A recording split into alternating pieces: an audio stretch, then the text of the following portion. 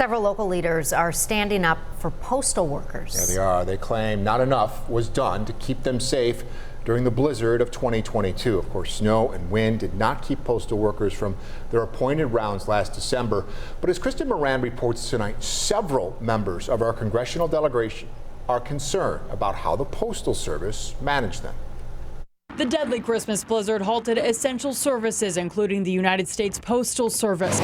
Months later, federal lawmakers say more could have been done to protect postal workers who work through treacherous conditions. There was driving bans, and yet postal workers were forced to go out and deliver mail during all of this. Congressman Brian Higgins, along with Senator Kirsten Gillibrand and Senator Chuck Schumer, recently sent this letter to the USPS Inspector General asking him to investigate mismanagement by postal managers during the storm. In that letter, they say an employee said he had to spend 2 nights at the Williamsville mail facility. One mail carrier who was breastfeeding was unable to get to her infant son for 2 days. Another employee who was 8 months pregnant got stuck while driving home and was saved by volunteer firefighters. Another worker's vehicle landed in a ditch and was rescued by a nearby resident. The letter also states that it was alarming to learn reports of managers allegedly threatening to call police on employees who were trying to shelter at their postal offices. We heard from a lot of postal workers who were very concerned about being forced to go out and deliver the mail in these extraordinarily bad conditions. Provisions should have been made to delay the delivery of those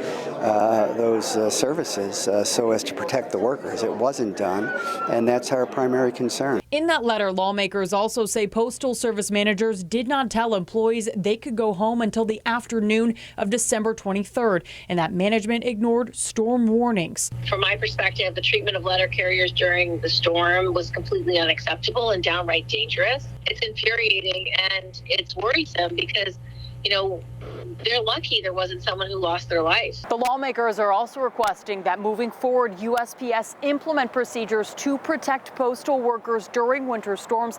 I did reach out to USPS for an interview. A spokesperson declined and says that they will be in touch with the 2 senators and congressmen. We're in downtown Buffalo. Kristen Moran, 7 News.